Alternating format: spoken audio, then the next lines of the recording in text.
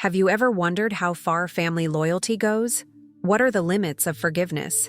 Before we dive into this touching story, I invite you to subscribe to our channel so you won't miss any of our heartwarming narratives. I promise this journey will be worth every minute of your time. The clock in Clara Veloso's living room read 6:45 when she applied her red lipstick in front of the mirror. At 66, her face still held an elegance that few could maintain at 40. Her impeccably styled gray hair framed brown eyes that had seen much more than they let on. "Is everything all right, Dora?" Clara asked the housekeeper as she descended the marble stairs of the mansion in Alto da Boa Vista. "Yes, ma'am. The gifts are in the car, and the driver is waiting. Are you sure you don't want me to accompany you?" Clara smiled, adjusting her cashmere coat over her navy dress. "That won't be necessary. It's Christmas Eve, and you deserve to rest with your family." "I'll be with mine." The housekeeper nodded, but her concerned look was something Clara chose to ignore. At the bottom of her Italian leather bag lay an envelope with the last documents she needed to sign with Roberta regarding the expansion of Veloso Constructions. Nothing that couldn't wait until after the festivities, she thought. The driver opened the door of the Mercedes while Clara meticulously checked the carefully wrapped gifts in the back seat. For Mateus, her studious grandson, a rare first edition of Grande Sertão Veredas. For Luisa, the artistic granddaughter, a set of Japanese paintbrushes that had cost a small fortune. For Roberta, her only daughter, a necklace of black pearls that had belonged to her own mother. And for Ricardo, the son-in-law with whom she had never established a true connection, a bottle of Chateau Margaux wine from the 1996 vintage, valued at 200,000 reis. Even he couldn't turn his nose up at that gift. The drive to her daughter's house in Jardim Botanico usually took 30 minutes, but the Christmas traffic in Rio turned the trip into almost an hour. Clara didn't mind. She used the time to reminisce about past Christmases when Francisco was still alive. How she missed him. Almost 6 years had passed since a heart attack had taken him, leaving her alone at the helm of the empire they built together. When the car finally pulled up in front of the colonial-style mansion, Clara felt her heart race at the anticipation of seeing her grandchildren. The Christmas decorations outside were impeccable as always, with golden lights hanging from the garden trees and an imposing wreath on the front door. Mateus was the first to greet her, her 18-year-old grandson, so much like his grandfather that it sometimes hurt to look at him. "Grandma!" the young man exclaimed, hugging her with genuine affection. "My dear, how handsome you are! That first semester in engineering suits you well." Luisa soon followed. Her hair dyed a vibrant red, a new look that Clara pretended not to notice. "I thought you weren't coming," the granddaughter said, planting kisses on both of Grandma's cheeks. "And miss Christmas dinner with you?" "Never." Clara handed the gifts to her grandchildren, who thanked her enthusiastically. Just then, Ricardo appeared in the foyer, wearing a smile that didn't reach his eyes. "Clara, so glad you arrived," he said, discreetly checking his wristwatch. "Let me help you with those packages." Clara sensed something odd in the air, a palpable tension that clashed with the festive occasion. Her sharp instincts as a negotiator, the same ones that had propelled her to the top of the Rio real estate market, sounded internal alarms. "Where's Roberta?" she asked, handing the wine bottle to her son-in-law, who inspected it with an interest that suddenly seemed exaggerated. "In the dining room, finishing the preparations," he replied, avoiding eye contact. "We have a special guest tonight." The words hung in the air like a veiled threat. Clara followed her grandchildren to the richly decorated dining room where the rosewood table gleamed under the light of the crystal chandelier. And there, standing next to her daughter, was the last person she expected to see at a family gathering on Christmas Eve. Beatriz Montero. At 70, Beatriz maintained the upright posture and calculating gaze that had always characterized her in Rio's business circles. She wore a champagne silk suit that Clara recognized from the latest Chanel collection. Her meticulously manicured hands held a crystal glass, and her thin lips curved into a smile when her eyes met Clara's. "Clara, dear, how long it's been?" Beatrice exclaimed, with a false cordiality that sounded like nails scratching a chalkboard. Clara felt her blood run cold. For 30 years, Beatrice had been her fiercest rival in the construction industry. Montero Incorporações had competed for every bid, every plot of land, every client against Veloso Constructions in a business battle that bordered on personal enmity. Beatriz, Clara replied curtly, trying to process the situation. She turned to her daughter. Roberta, I wasn't aware we'd have company. Roberta Veloso, 40, looked almost unrecognizable. Her normally expressive and warm face displayed a coldness Clara had never witnessed before. She wore a form-fitting black dress and heavy makeup that clashed with her usual style. "Mom, I'm glad you made it," Roberta said, not approaching for their customary hug. "Beatrice kindly accepted our invitation for Christmas dinner this year." "Kindly?" Clara repeated, unable to hide her surprise. "I don't remember discussing this." An awkward silence filled the room. The grandchildren exchanged worried glances. Ricardo cleared his throat, suggesting that everyone take their seats at the already set table. Clara noticed that her usual spot at the head of the table was decorated with special attention. An elaborate floral arrangement, finer crystal glasses, and hand-embroidered linen napkins. Instinctively, Clara walked toward the head of the table, as she had done at every family gathering since Francisco's death. There was something comforting about taking the place that had been his, as if she were keeping a silent tradition alive between them. "No, Mom." Roberta's voice cut through the air like a knife. "Beatrice is our guest of honor tonight. She'll sit at the head." Time seemed to freeze. Clara felt all eyes on her, analyzing her reaction like vultures circling a wounded prey. "Pardon?" she asked, certain she had misunderstood. "Please, Mom," Roberta insisted, a tense smile on her face. "Just for tonight. Beatrice deserves this special honor considering the circumstances." "What circumstances would those be, daughter?" Clara inquired, maintaining her composure despite her racing heart. Roberta shot a conspiratorial glance at Beatriz before responding. "We can discuss this later. For now, please give up your seat." Clara surveyed the table, the expectant faces, Beatriz's satisfied smile. In all her years as a businesswoman, she had never allowed herself to be diminished or disrespected. She wouldn't start now, in her own family, on Christmas Eve. "No," she replied simply, pulling out the chair at the head of the table. "This is my place." What happened next would be etched in the memory of everyone present.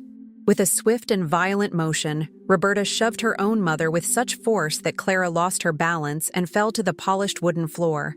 The sound of the impact was followed by a horrified silence. "Grandma!" the grandchildren shouted in unison, rushing to help her. Still dazed, Clara saw Beatriz Montero's face light up with malicious satisfaction.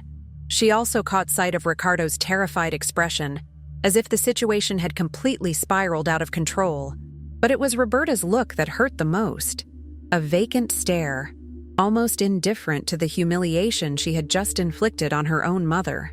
With the help of her grandchildren, Clara stood up, adjusting her wrinkled dress and regaining her wounded dignity. A side chair was quickly brought over, as if she were a last-minute guest, an unwelcome intruder on the celebration. "This place isn't for you," Roberta whispered as she passed her, in a tone low enough for only Clara to hear. The dinner continued in a surreal atmosphere. Sophisticated dishes were served, wines decanted, artificial conversations floated over the table. Clara barely touched her food, watching in growing disbelief as Roberta treated Beatrice with almost reverential deference, hanging on her words, laughing at her anecdotes, agreeing with every opinion expressed. It was during dessert that Clara caught fragments of a conversation that put her on high alert. "So it's settled. We'll sign the merger documents in the first week of January," Beatrice said, between spoonfuls of pudding. "Merging?" Clara interrupted, unable to contain herself. "What merger are we talking about?" The look Roberta shot Beatrice was pure panic. The rival matriarch smiled serenely before replying, "Oh, dear Clara, I thought Roberta had already told you about our plans. Veloso Constructions and Montero Incorporações will finally join forces. Isn't it wonderful?" The dining room clock struck midnight, officially announcing Christmas Day as Clara entered her apartment in Leblon. The first thing she did was remove the high-heeled shoes that had become unbearable, not for their height, but for the weight of the hours of humiliation she had endured. The Christmas tree lights twinkled silently in the corner of the room, illuminating the gifts that no one had opened. The house was quiet, except for the distant sound of fireworks celebrating the festive date somewhere in the city. Clara poured herself a generous glass of whiskey, something she rarely did, and walked out to the balcony that offered a panoramic view of the Atlantic Ocean. The sea breeze tousled her gray hair as she contemplated the waves crashing on the deserted beach. How had they come to this point? When did her daughter, that same little girl she had cradled in her arms, become capable of such betrayal? The merger. The word echoed in her mind like a sentence. Veloso Constructions was the legacy she had built with Francisco, brick by brick, contract by contract. It was the inheritance she planned to leave for her grandchildren. And now, Roberta intended to hand it over to Beatriz Montero on a silver platter. Clara knew that even though she had passed operational control to her daughter 3 years ago, she still held 60% of the company's shares. Any merger would require her formal approval, which meant Roberta had been negotiating behind the scenes, possibly looking for ways to circumvent her authority. Her phone vibrated in her bag, bringing her back to reality. It was a message from Luisa. "Grandma, I'm sorry for what happened today. I didn't know. Can we talk tomorrow?" Clara didn't reply immediately. Her mind was already busy plotting the plan she would start executing that very night. At 66, after decades running one of the country's largest construction firms, Clara Veloso knew exactly how to respond to an attempted coup. It was 2 a.m. when she dialed the first number. "Eduardo, sorry for calling at this hour." Her voice was calm, almost serene. "Yes, I know it's Christmas. I need you to prepare some documents urgently. Tomorrow morning, I want to revoke all powers of attorney granted to Roberta Veloso, as well as cancel all financial guarantees in her name." The lawyer on the other end asked a few questions, to which Clara responded with surgical precision. When she hung up, she was already dialing another number. "Regina, it's Clara. Merry Christmas." She took a sip of whiskey.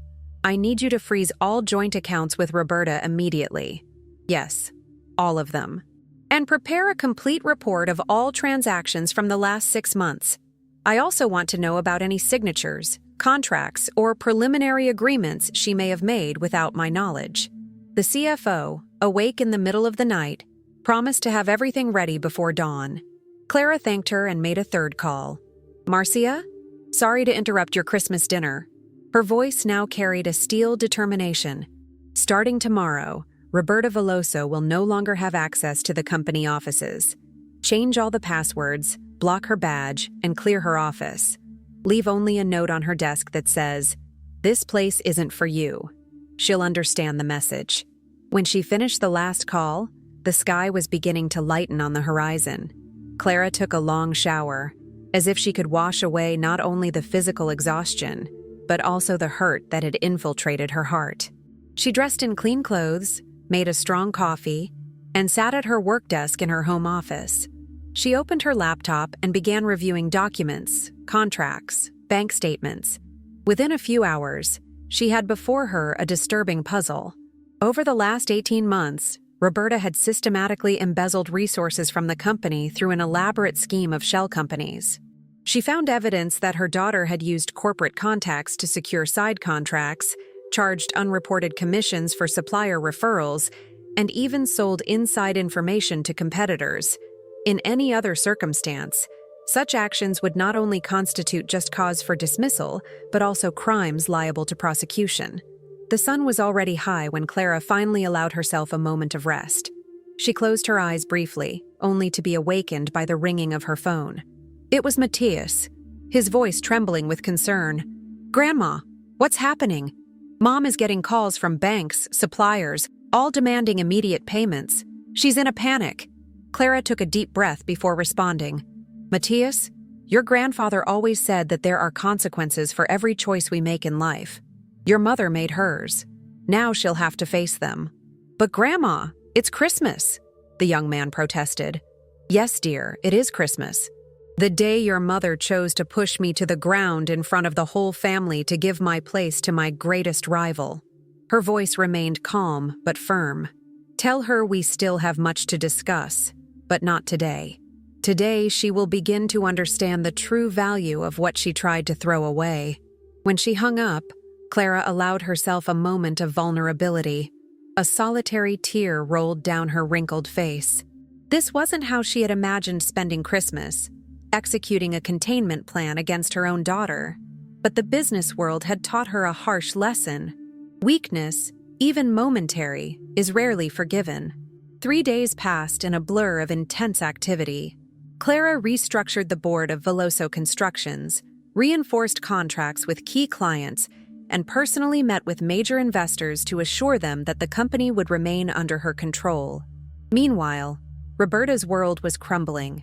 Her credit cards were blocked, her accounts frozen, her access to corporate resources completely cut off.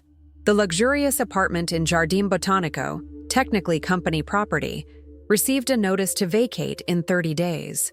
Clara watched everything from a distance, with the calculated coldness of someone executing a meticulously crafted plan. She didn't respond to the dozens of desperate messages from her daughter, nor to Ricardo's calls pleading for a chance to explain. It was on the afternoon of the 4th day that her phone rang with a number she hadn't expected to see. Luisa, her granddaughter. "Grandma? Can I see you?" The young woman's voice sounded determined, despite an underlying tremor. 2 hours later, Luisa entered her grandmother's apartment carrying a folder of documents and deep dark circles under her eyes that aged her young face. "Would you like some tea, dear?" Clara offered, leading her granddaughter to the balcony where the table was set with cookies and a pitcher of lemonade. "I'd rather you listen, Grandma," Luisa replied, sitting rigidly in the chair. "I need you to know the whole truth." And so, for the next hour, Clara listened to the story that finally explained her daughter's inexplicable behavior. According to Luisa, Roberta had become involved in high-risk investments over the last few years, initially intending to multiply the family fortune. "She wanted to impress you, Grandma. Show that she could make the company grow even faster," Luisa explained, her eyes glistening. But when the investments started to go wrong, she panicked. She borrowed money, used the company's name as collateral. Clara listened in silence, the pieces of the puzzle finally falling into place. "How much?" she asked simply. "5 million, maybe more," Luisa replied, opening the folder to show documents she had secretly copied from her mother's computer. "And the worst part isn't the banks, Grandma. It's the loan sharks. Dangerous people who threatened not just the assets, but the family's safety." Clara examined the documents closely. There were records of contaminated land purchased at inflated prices, fake invoices, receipts for bribes paid to inspectors. A trail of desperation and mismanagement that could not only destroy the company's reputation, but also result in serious legal consequences. And Beatrice? How does she fit into all of this? Luisa lowered her eyes, clearly embarrassed. Beatrice found out everything. I don't know how, but she approached Mom offering a way out. The merger of the companies. Montero Incorporações would take on the debts in exchange for majority control. But there was one condition. "To humiliate me publicly," Clara completed, the words bitter in her mouth. "To break my resistance to the merger by showing that even my own daughter was against me." Luisa nodded, tears now freely streaming down her young face. It was her idea to have the Christmas dinner, the head seat, everything. "She said she needed to see you defeated, Grandma. After 30 years of competition, she wanted to witness your surrender." Clara stood up slowly, walking toward the balcony railing. The sun was beginning to set over the ocean, painting the sky in orange hues that reflected on the waves. "You took a big risk coming here, Luisa," she finally said, turning to her granddaughter. "Why?" The young woman wiped her tears with the back of her hands, a gesture that reminded Clara of the little girl she once was. "Because Grandpa always said that family is all that truly matters in the end. Mom made mistakes, big mistakes, but she's not a bad person, Grandma. She's desperate and scared." Clara sat back down, taking her granddaughter's hands in hers. "What do you hope I do, dear?" "I don't know," Luisa admitted. "I just thought you deserved to know the whole truth before making any definitive decisions." That night, after Luisa left, Clara remained on the balcony for hours, contemplating the stars that dotted the dark sky. Her granddaughter's words echoed in her mind, melding with memories of Francisco and the principles that had always guided her decisions. When she finally made her decision, the sky was beginning to lighten once more. Beatriz Montero's office on the 40th floor of a skyscraper in Barra de Tijuca offered a spectacular view of the beach and the mountains in the background. The opulent decor, with expensive artworks and exclusive designer furniture, reflected its owner's ostentatious taste. It was 9 o'clock in the morning when Clara was announced. Beatriz received the news with a satisfied smile, certain that her rival had come to negotiate the terms of her surrender. "Clara, what a pleasant surprise," Beatriz said, gesturing to a chair in front of her imposing desk. "Coffee?" "No, thank you," Clara replied curtly, remaining standing. "I don't intend to take much of your time," Beatriz smiled, leaning back in her leather chair. "I imagine you've come to discuss the merger. I must say I was impressed with the speed of your countermeasures. Roberta is absolutely desperate." "I'm not here to discuss the merger, Beatriz." Clara opened the folder she had brought with her, taking out a USB drive that she placed on the table. "I'm here to set some boundaries." Beatriz's expression subtly changed, a slight furrow of her brow betraying her unease. "What kind of boundaries?"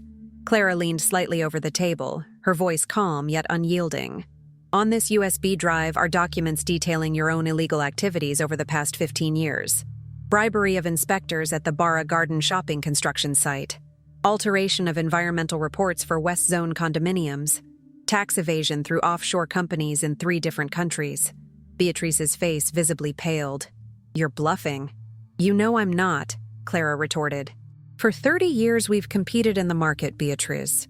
Do you really think I didn't keep files on my competitors? The difference is that I've never needed to use them. Until now." Beatriz reached for the USB drive with trembling fingers. "What do you want?" "I want you to completely stay away from my family and my company. No contact with Roberta, no merger attempts, no mention of the Veloso name in any business context." Clara's voice was pure steel. "If I find out you've approached again, these documents will be delivered to the public ministry today." Beatriz stood up abruptly, her face now twisted with rage. "You can't prove anything." "I don't need to prove," Clara replied calmly. "I just need to raise enough suspicion to initiate investigations. And we both know your empire wouldn't withstand close scrutiny." The two women stared at each other for a long moment. Decades of rivalry crystallized in that silent confrontation. It was Beatriz who looked away first. "Get out of my office," she said through clenched teeth. "With pleasure," Clara replied, heading for the door. Before she left, she turned one last time. "Oh, and Beatriz? Merry belated Christmas."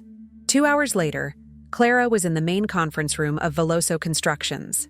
The executive team had been dismissed, leaving only her and Marcia Lima, her second in command, waiting for Roberta's arrival. When the door finally opened, the figure that entered barely resembled the confident and elegant woman Clara knew. Roberta seemed to have aged years in just a few days. Her face was pale and drawn, her eyes red from crying for hours on end. "Sit down, Roberta," Clara instructed, indicating the chair in front of her. "Mom, I can explain," Roberta began, her voice choked. "There's nothing to explain," Clara cut her off. "Luisa has already told me everything. The debts, the loan sharks, the illegal businesses, and your deal with Beatriz." Roberta covered her face with her hands, sobbing openly. "I was desperate. I didn't know what to do." "You could have come to me," Clara replied, her voice now softer. "I'm your mother, Roberta. Before being your boss or your partner, I'm your mother." Roberta lifted her tear-streaked face. "I was ashamed, afraid of disappointing you, of not being the brilliant executive everyone expected." Clara sighed deeply before continuing. "Your actions have serious consequences for the company. Businesses we built over decades have been compromised. Our reputation in the market is at risk, not to mention the family trust that has been broken in the worst possible way." Roberta lowered her eyes, unable to meet her mother's gaze. "I understand if you can never forgive me. It's not about forgiveness, Roberta. It's about rebuilding." Clara looked at Marcia, who nodded slightly. I've resolved your situation with the loan sharks. Your personal debts will be refinanced through a loan with real guarantees. You will have 15 years to pay it back, with fair interest. Roberta raised her face, a glimmer of hope in her eyes. As for your role in the company, Clara continued, your position as executive director is officially terminated. Starting Monday, you will take on the role of administrative assistant in the HR department, with a salary commensurate to that position. Administrative assistant? Roberta repeated, stunned. But I have a master's degree in management, 20 years of experience, and you made mistakes that would cost any other employee jail time, Clara completed without hesitation. Consider yourself lucky to still have a job. Roberta looked as if she was about to protest, but something in her mother's gaze made her rethink. For how long? For as long as necessary to rebuild the lost trust. A year, 5, 10. It will depend entirely on your performance and commitment. Clara stood up, signaling that the meeting was over. But before Roberta could leave, she gently touched her arm. One last thing.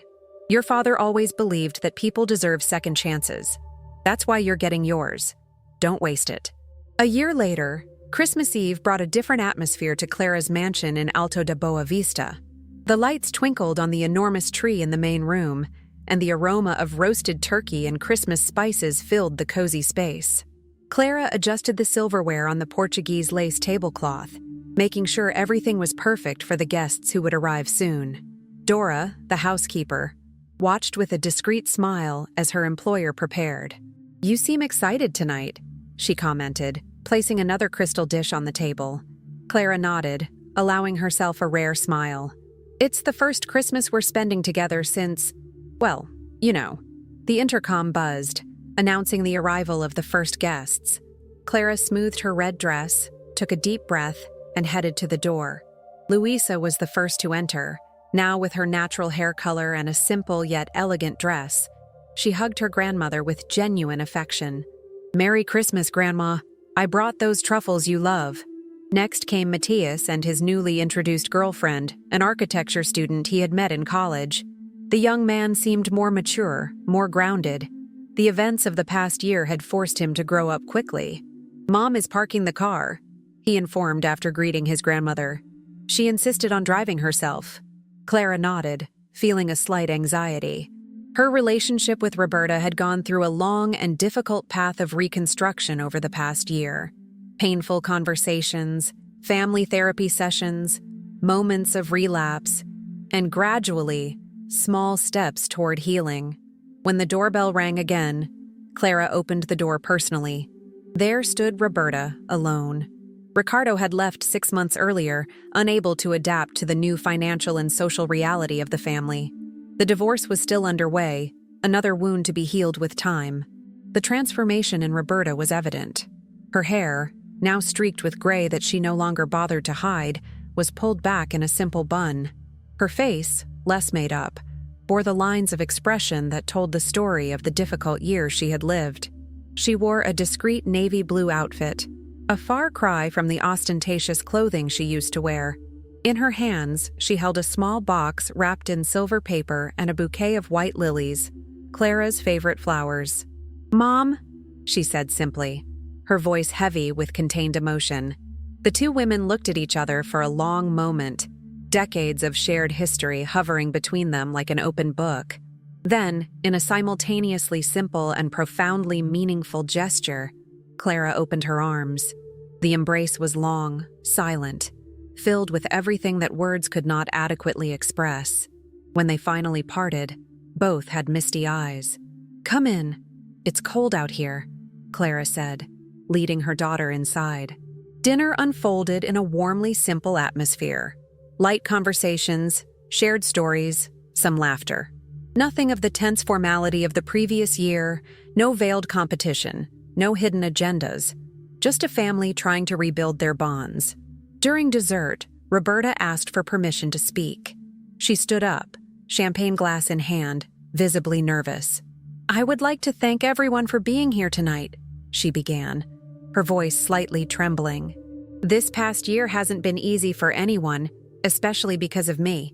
She paused, searching for the right words. A year ago, I was so lost, so consumed by ambition and fear of failure, that I forgot what really matters. Her gaze met Clara's. Mom, when you gave me that second chance I clearly didn't deserve, I thought it was just a crafted punishment, a way to make me pay for my mistakes.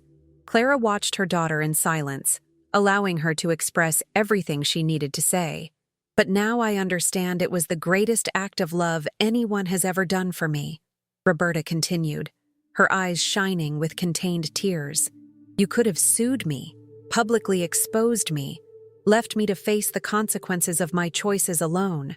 Instead, you reached out when I was at rock bottom. Roberta looked at her children, who watched her with emotional expressions. These months working as an administrative assistant have been the best lesson I've ever received. I learned humility, patience, the value of every role within the company. She smiled slightly. I even managed to make genuine friendships with people I barely noticed in the hallways before. She turned back to Clara. I know we still have a long way to go, Mom. Trust, once broken, takes time to rebuild. But I want you to know that I'm deeply grateful for the opportunity to try, and I promise I won't waste it. Clara then stood up, taking her daughter's hands in hers.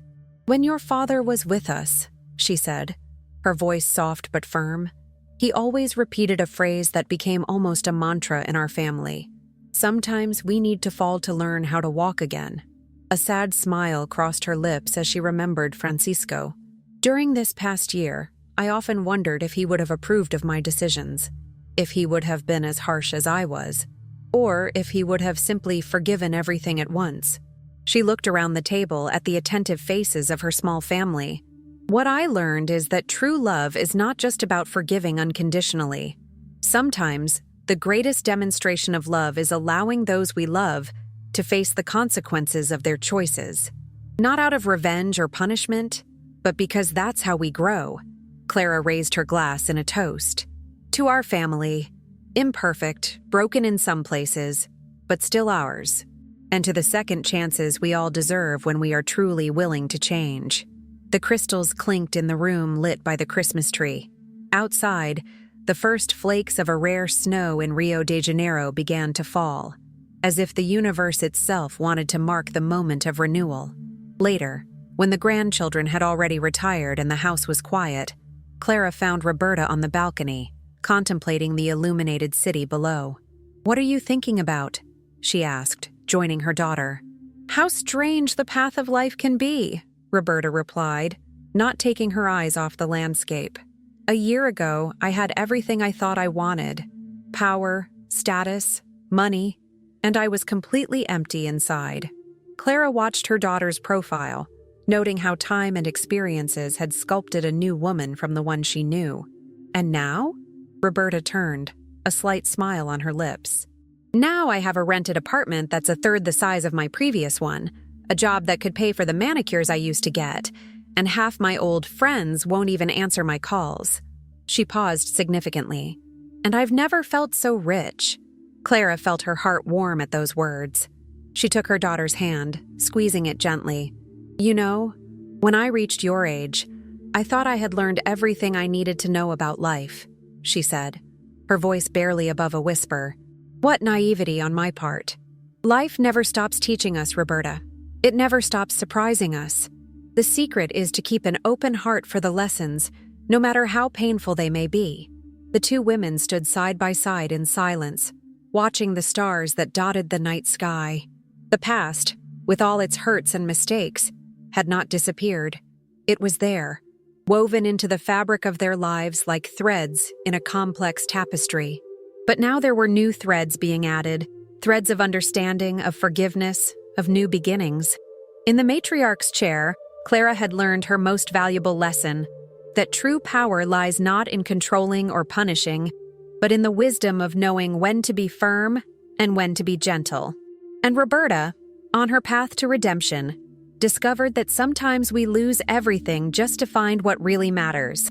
The snow continued to fall softly over Rio de Janeiro, covering the city with a white cloak as rare as the second chance that family had received. "Merry Christmas, Mom," Roberta murmured. "Merry Christmas, my daughter," Clara replied, with a full heart. And so, our story comes to an end. If you were moved by Clara and Roberta's journey, be sure to subscribe to our channel for more narratives that touch the heart and make us reflect on life, love, and the second chances we all deserve. Leave a like, share with those who need to hear this message, and tell us in the comments, have you ever needed to give or receive a second chance? Until the next story.